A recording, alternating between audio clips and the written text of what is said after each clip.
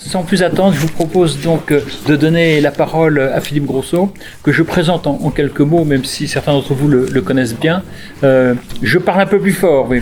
Je fais un effort. Normalement, un technicien doit venir pour les questions de micro, mais bon, on verra ça. Alors, on va se débrouiller sans pour le moment. Et donc, je suis très heureux d'accueillir Philippe Grosso, que je présente en quelques mots. Philippe Grosso est professeur à l'université de Poitiers. Il a publié de très nombreux ouvrages. Nombreux ouvrages, je ne vais pas tous les citer. Je vais citer le dernier et celui à venir. Le dernier, c'est donc la philosophie au risque de la préhistoire, publié donc en 2023 au CERF. Et puis est à venir un autre ouvrage, Ni homme ni bête, en 2025 ou 26 25, très bien, dont je vous recommande chaudement la lecture. Voilà, merci d'avoir accepté notre invitation, et puis nous vous écoutons. Alors, merci beaucoup, et merci beaucoup de l'invitation. Je suis très, très honoré de parler dans la Société française de design analyse, et puis l'invitation de Caroline et Christian. J'espère que vous m'entendez bien, sinon dites-le moi, je vais m'égosiller. C'était pas confortable, mais bon. Alors, les entretiens menés en 2009 et 2010 par Caroline Gros et Christian Chaput avec Henri Maldinet et recueillis donc sous le titre Au bord de l'abîme constituent, me semble-t-il, un document important pour quiconque s'efforce de prendre la mesure de la pensée de ce philosophe qui, en élaborant une phénoménologie de l'événement comme nul autre avant lui, aura indéniablement marqué le dernier tiers du XXe siècle. Ce n'est pas que les paroles de Maldinet ici rassemblées soient les plus essentielles qu'il ait prononcées, ni même qu'elles soient toujours d'une grande densité et parfois, il faut bien le dire, nécessité. Surtout si on les compare à celles des ouvrages antérieurs, tels Penser l'homme et la folie, ou encore L'art, l'éclair de l'être. Toutefois, elles possèdent une qualité primordiale. Pour cet homme né en 1912 et alors âgé de 97 ans, elle constitue le témoignage d'une pensée toujours en acte qui n'a cessé de se construire dans l'oralité. Il est en effet frappant que les ouvrages d'Henri Maldinet sont moins conçus comme des livres déployant architectoniquement une thèse qu'une conclusion ferait aboutir que comme une succession de chapitres reprenant des mêmes préoccupations avec un même cercle de référence. De telles préoccupations sont comme ruminées, pour reprendre une expression que Jean-Louis Chrétien a su réfléchir en l'appliquant à l'œuvre d'Augustin. Et ruminées, donc très lentement assimilées, elles ne consistent pas en une incessante et stérile répétition, mais en une reprise, presque au sens donné à ce mot par Kierkegaard.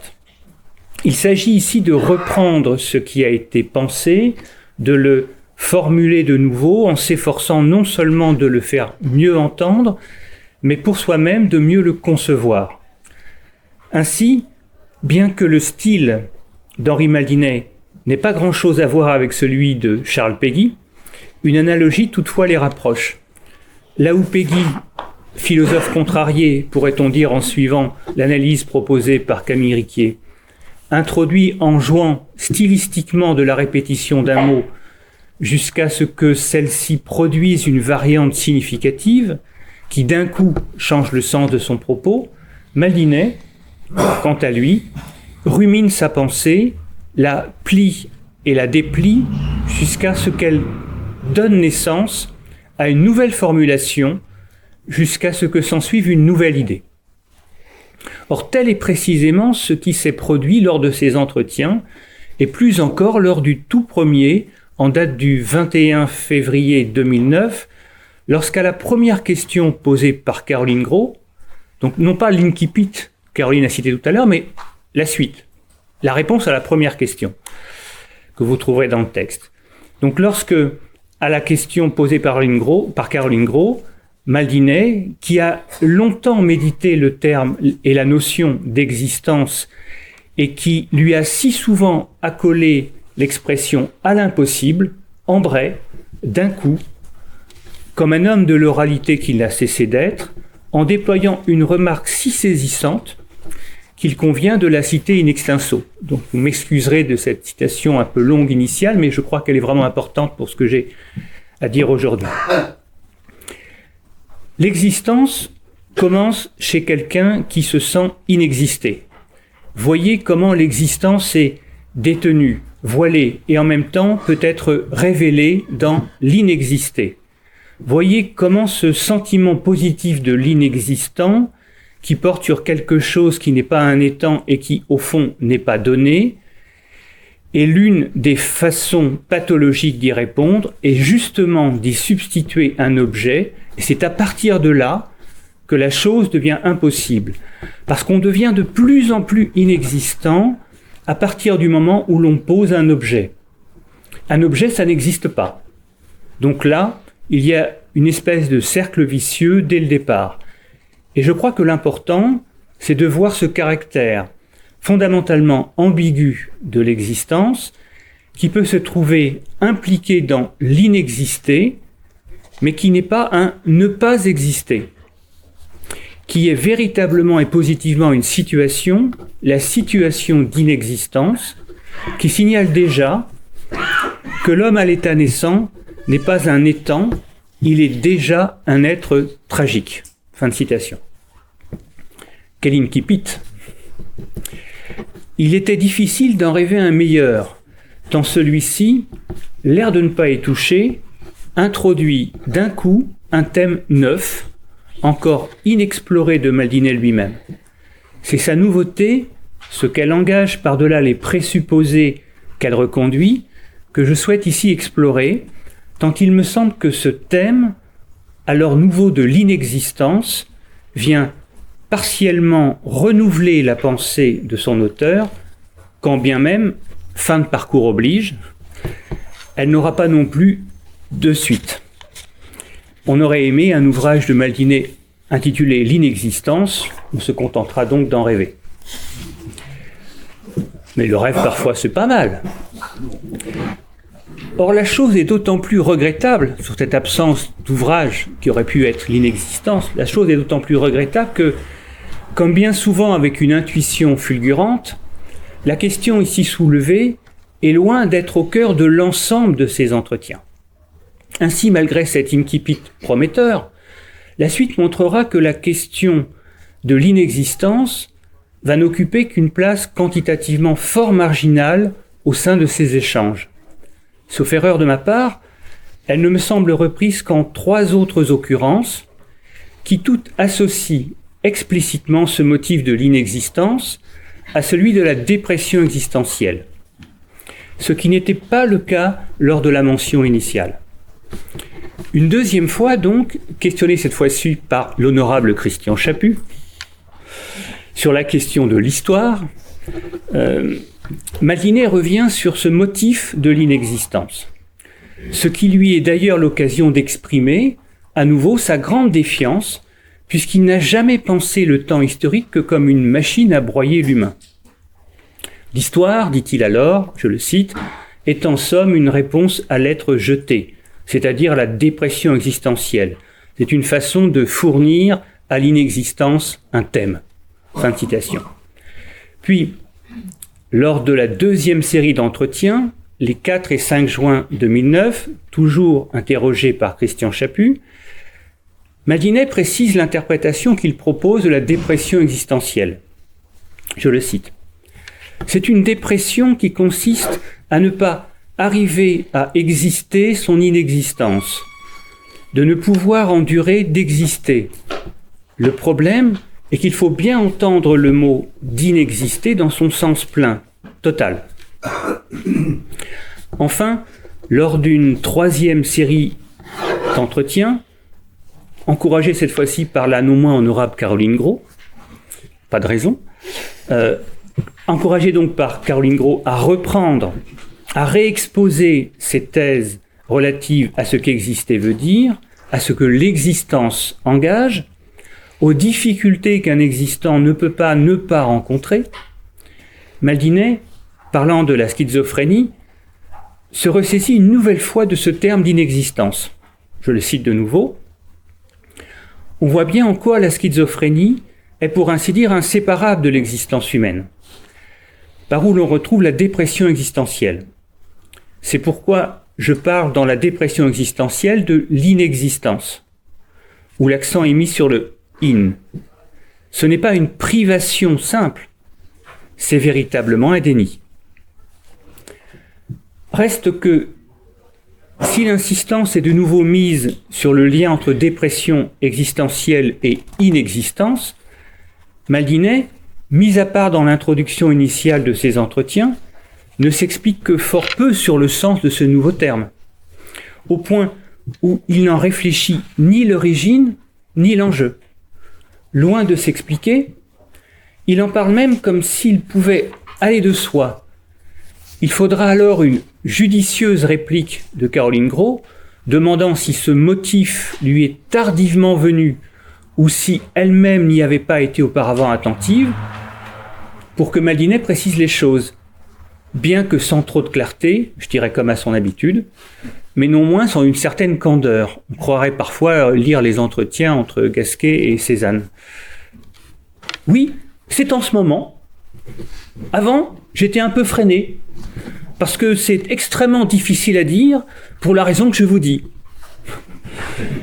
Car il faut surmonter la langue. Mais de toute façon, il faut trouver un écho dans les autres. Qu'on vise à la communication ou qu'on n'y vise pas, elle est incluse. J'ai justement commencé à introduire cette notion en corrigeant toute la partie sur Delaunay d'Ouvrir le rien à l'Arnu. Alors pour les corrections tardives, je confirme, c'est possible.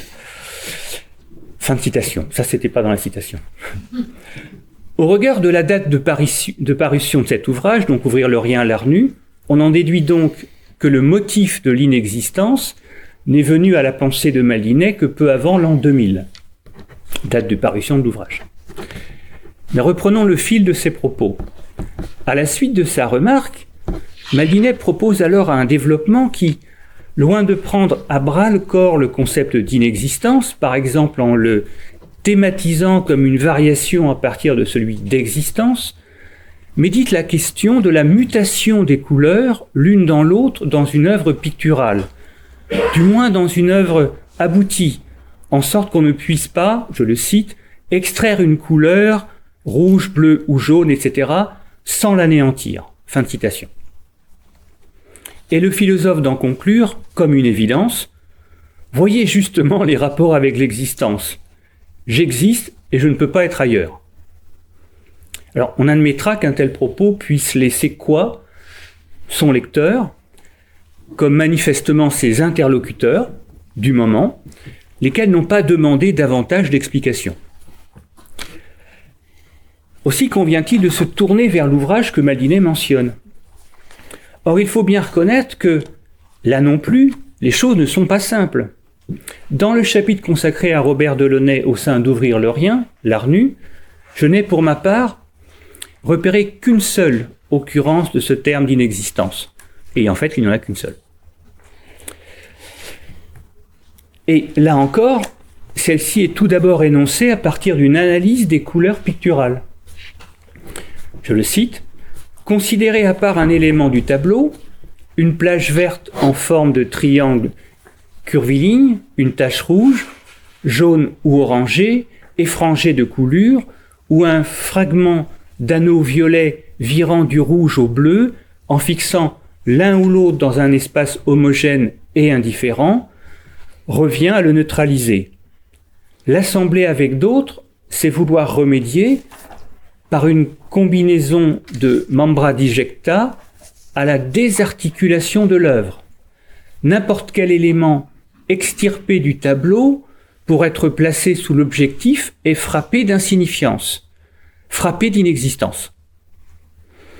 Il n'a plus ni raison ni lieu d'être. C'est qu'une couleur n'existe qu'à partir du moment de l'œuvre, comme une onde à même laquelle l'espace s'espacie. Les éléments en l'œuvre ne sont simultanés qu'en elle, c'est-à-dire dans l'espace qu'elle ouvre comme son lieu. Fin de citation. Bon. Comme on peut dès lors l'entendre, inexistence et insignifiance ont ici partie liée. Or, Maldinet, distinguant la signifiance de la signification, comme Erwin Strauss le pratique du gnosique, il convient de remarquer qu'un élément qui aurait été extirpé du tableau, ici en l'occurrence une couleur, ne serait pas pour autant privé de signification. Il resterait thématiquement identifiable. C'est du rouge, c'est un point, c'est un trait, c'est une chaussure, etc. Mais il perdrait tout le tissu relationnel à partir duquel il devenait non pas significatif, mais expressif. Et à ce titre, sa soustraction à l'ensemble modifierait la cohérence restante de l'œuvre. C'est cela la signifiance. Une expressivité intégrable au sein d'une cohérence d'ensemble. En cela, ce qui est extrait perd en concrétude. Il est frappé d'abstraction. Il n'est certes pas anéanti, et à ce titre, il serait absurde de dire qu'il n'existe plus. Mais l'existence intégrée qui était la sienne est perdue. Il est donc frappé d'inexistence, et à ce titre, il se retrouve sans lieu d'être. Il ne peut plus constituer une porte d'entrée vers l'œuvre, car il n'est plus mis en connexion avec l'ensemble de ce qui le constitue. Il ne l'ouvre plus. Ainsi énoncé, il me semble que le transfert analogique, d'ailleurs mutuel, proposé par Maldinet entre une peinture et un individu, devient davantage compréhensible. Reprenons le propos énoncé par Maldinet devant Caroline Gros. On voit bien en quoi la schizophrénie est, pour ainsi dire, inséparable de l'existence humaine, par où l'on retrouve la dépression existentielle. C'est pourquoi je parle dans la dépression existentielle de l'inexistence, où l'accent est mis sur le in. Ce n'est pas une privation simple, c'est véritablement un déni. Dans la dépression existentielle, une partie pourtant composante d'un individu, sans toutefois n'être plus, ne parvient plus à être intégrée, et à ce titre, elle est comme extraite de son vécu dont elle finit par bloquer le cours. Autrement dit, l'individu n'existe plus ce qu'il refoule, ne se l'approprie plus et ne peut dès lors plus le regarder que comme une réalité étrangère et hostile, en sorte que tout son être s'en trouve désormais modifié. L'individu étant comme scindé, on comprend alors pourquoi Maldinet en vient à parler de schizophrénie. Deux remarques s'imposent. La première est annexe par rapport à la question ici soulevée de l'inexistence, mais elle est appelée par l'insistance de Maldinet à souligner le fait que la schizophrénie est, pour ainsi dire, inséparable de l'existence humaine. Alors, je m'excuserai par avance du développement qui va venir, parce que ça pourrait éventuellement contredire une toute petite remarque initiale de Caroline. Ou pas. Très bien, ou pas. Et d'ailleurs de Christian Chaput, que j'associe volontiers. Mais c'est difficile. Donc, en tout cas, c'est une première possible remarque.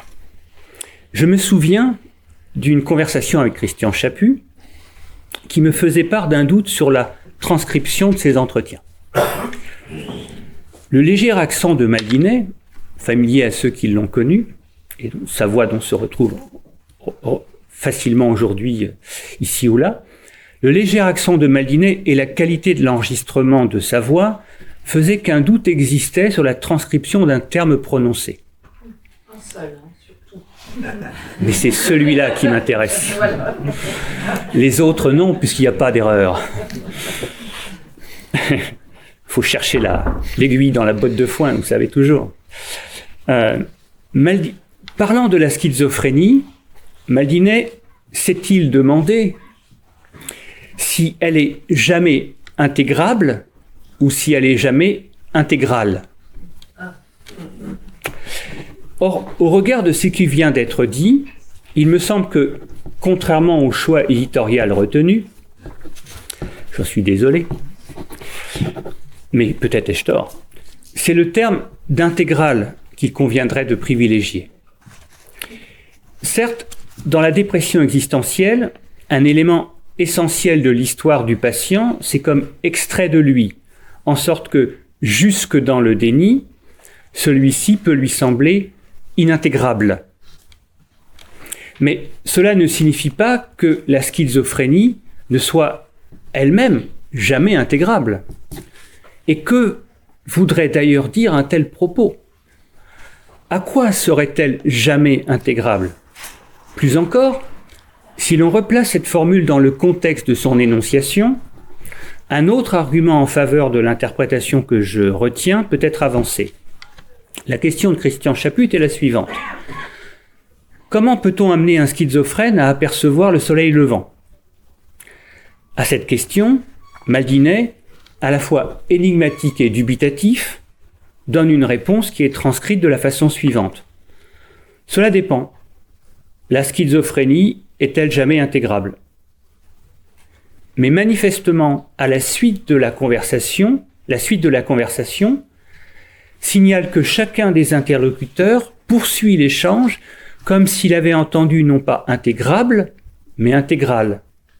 Voici en effet ce que demande de nouveau Christian Chaput. Ne peut-il y avoir des éclairs de moments pathiques et de coprésence? Sous-entendu, enfin, du moins est-ce comme ça que je comprends la question, le schizophrène ne peut-il, au moins par intermittence, s'échapper de cet enfermement? Et si tel est le cas, alors la schizophrénie n'est jamais totalement intégrale. Réponse de Maldinet, oui. Je crois qu'à partir du moment où les mots qu'il prononce en même temps que la réalité dont il parle entrent en contradiction, alors voilà, c'est dans cette contradiction que surgit le premier moment de vacuité. Moment de vacuité, donc d'ouverture, ce qui signifie qu'un schizophrène pourrait n'être jamais totalement privé de ces moments d'échange, autrement dit que sa schizophrénie pourrait n'être jamais intégrale. Quant à ma seconde remarque, bien plus essentielle à vrai dire, et même tout ça pour ça, vous allez voir, donc c'est pas grand-chose au final, mais tout ça pour ça quand même. Quant à ma seconde remarque, elle nous rapporte plus clairement au cœur de la question, à savoir l'enjeu de ce terme d'inexistence, qui me semble être l'acquis majeur, vous l'avez compris, de ce texte, et la nécessité en fait de ce texte. Par ailleurs, après, bon, ça peut se discuter, l'intérêt de l'ensemble. Si ce concept a donné lieu de la part de Maldinet à fort peu d'analyses publiées, toutes celles et ceux qui l'ont accompagné durant les 10 dernières années de sa vie, on était quelques-uns à le faire, et j'en fus, l'ont entendu parler d'inexistence pendant les 10 dernières années de sa vie. Toutefois, la façon dont il en parlait tournait toujours autour d'un même problème. La capacité du normopathe, comme il le disait admirablement, comme il le redira dans ses entretiens de 2009, la capacité du normopathe à exister son inexistence. L'incapacité du psychopathe à l'exister. Ce qui est une autre façon de poser la question de l'événement, de la transpassibilité, de la transpossibilité. Dans la correspondance qu'il a entretenue avec Roland Kuhn, notamment dans une lettre datée du 24 février 1984, cette correspondance nous éclaire, comme par anticipation, sur cette question. Étant alors en possession de tous ces concepts clés, à l'exception toutefois de celui d'inexistence, Maldinet précise qu'au contraire du mélancolique qui manque de transpossibilité, la transpossibilité du schizophrène, dit-il, je le cite, joue sans résistance. Il manque de réceptivité fondamentale, c'est-à-dire de réceptivité au fond. Il lui manque cette capacité, libre de tout a priori, à être le là de l'imprévisible. Il manque de transpassibilité. Ce qui ici s'énonce C'est donc l'impossibilité dans laquelle se trouve le schizophrène de se laisser affecter par ce qu'il croit, par ce qu'il peut prévoir. Fermé à l'avènement de tout événement, il ne peut, du moins la plupart du temps, nous dit Maldinet, rencontrer rien ni personne. Des choses adviennent dont il ne peut rien faire, car il n'est plus en mesure de se laisser changer par la rencontre. Or, en 2010, lors de l'entretien que Maldinet a alors avec Caroline Gros, c'est le concept de dépression existentielle qui opère le lien entre schizophrénie et inexistence. Or, c'est à proprement parler lorsque l'individu est sous le coup d'une dépression existentielle qu'il devient alors passible d'inexistence. Que dit dès lors ce concept ? En quoi consiste sa nouveauté ? Elle consiste dans le fait de comprendre que l'inexistence n'est pas en soi le problème. Ce qu'il l'est, c'est de ne pouvoir se l'approprier, c'est de ne pouvoir exister son inexistence. Or, à bien y réfléchir, cette thèse d'apparence paradoxale est absolument essentielle à l'argumentation tardive de Maldinet. Elle lui est même fondamentalement indispensable en ce qu'elle lui permet de mener logiquement à son terme la compréhension de ce qu'exister veut dire dans la logique de son propos. Comprenons mieux. Dans la lignée de Heidegger, et encore avant lui de Kierkegaard, Maldinet est un philosophe de la radicalité de l'existence, le moins qu'on puisse dire. Il a cessé de revenir sur ce concept. Dans un ouvrage paru en 2020 et intitulé « L'existence élargie », réfléchissant à ce que signifie, à ce qui singularise les philosophies de l'existence, j'avais proposé de comprendre ces philosophies de l'existence selon le principe de ce que j'ai appelé une double économie de la rareté. D'une part, ces philosophies soutiennent que, stricto sensu, seul l'homme existe. Ce que d'ailleurs un passage de ces entretiens confirme lorsque Maldinet s'exclame, ça a été cité tout à l'heure, un objet, ça n'existe pas. Seul l'homme existe. Première réduction. D'autre part, ces philosophies de l'existence soutiennent que l'humain lui-même n'existe que rarement. Un passage, cette fois-ci emprunté à L'Art, l'éclair de l'être, paru en 1993, le disait déjà sans détour. Je cite, « Les véritables événements sont rares, ils surgissent dans une surprise qui excède toute prise et qui crée l'attente de l'inattendu dans l'instant qu'elle le comble. Rare, de même, l'existence. Elle ne s'ouvre qu'à s'ouvrir à l'événement dans la surprise de la réalité. La réalité est insignifiable parce que son signe, comme celui de l'existence, est insignifiant et égal à zéro. Exister, au sens non trivial du mot, c'est avoir sa tenue hors de soi, c'est s'advenir, suivant les rigoureuses formules d'André Dubouché, en avant de soi, en soi plus avant. Fin de citation. Que nous-mêmes n'existions que rarement ne signifie évidemment pas que le reste du temps, c'est-à-dire hors de la surprise de l'inattendu à quoi l'intensité de l'existence se révèle pleinement en elle-même, nous n'existions pas. Cela signifie seulement que nous n'existons alors pas vraiment. Notre existence n'est donc pas purement et simplement annulée. Pardon, mais comme ici maintenant, par exemple. Parce qu'il n'y a peut-être pas d'événement qui se joue pour aucun d'entre nous, en ce moment, au sens maldinéen du terme. Mais ça signifie simplement que notre existence n'étant pas purement et simplement annulée, elle est appauvrie, au point de possiblement et dangereusement devenir ce que Maldinet un signe égal à zéro, quelque chose se passe, mais plus ou moins sans moi. Alors j'espère qu'en ce moment, c'est pas tout à fait sans nous. Mais bon, ouais, donc. Enfin, on ne sait jamais. Il y a toujours un petit risque. Mais allons jusqu'au bout de la logique. Si tel est le cas, si nous n'existons que rarement, alors il faut non seulement convenir que la plupart du temps, nous n'existons pas vraiment, mais surtout, et je dirais c'est là l'essentiel, que cela ne nous empêche pas, d'autres rares fois, de pouvoir exister.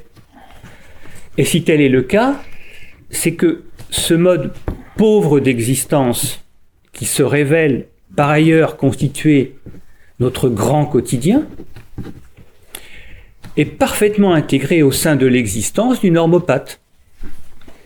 Ce dernier, même avec ses petites ou plus grandes névroses, ne croit pas plus au fait que la surprise de l'événement puisse être son quotidien qu'au fait que rien ne soit jamais susceptible de lui advenir, ou pire encore, qu'il lui faille absolument se préserver de tout advenu.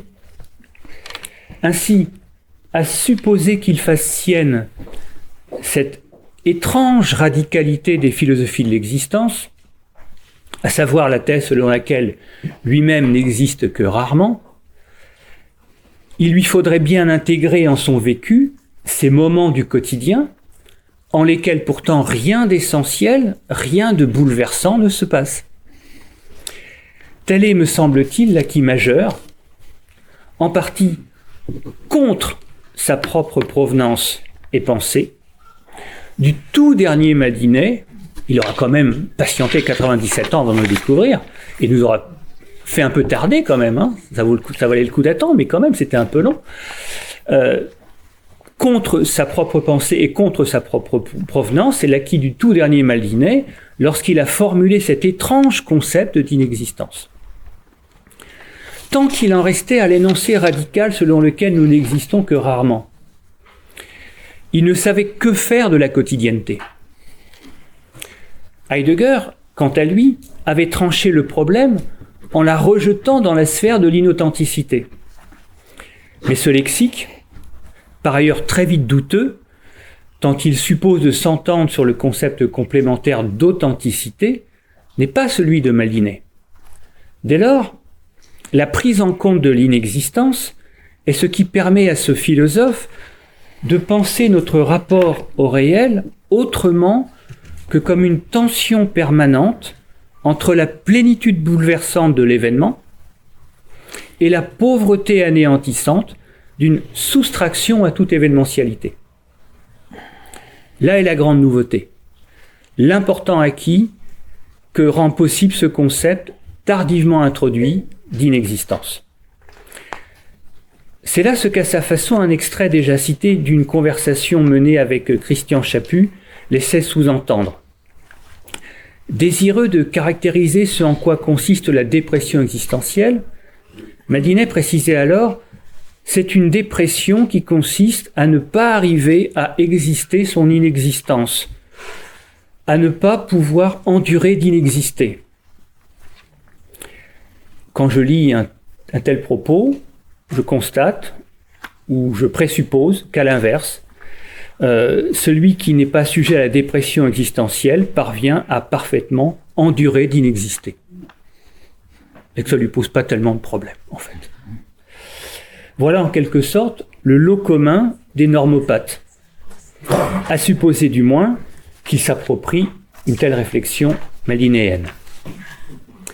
Reste que, si forte soit cette magnifique trouvaille de l'inexistence, dans sa capacité à proposer une description des comportements humains, plus d'ailleurs qu'un traitement de leur mal-être, elle prolonge toutefois les présupposés qui sont ceux des philosophies de l'existence, à savoir l'inattention à la question du vivant, l'absolue défiance à l'égard de la question de l'histoire, le désintérêt pouvant aller jusqu'au mépris à l'égard de la quotidienneté, la reconduction du privilège ancestral de la tradition que la tradition philosophique accorde au tragique.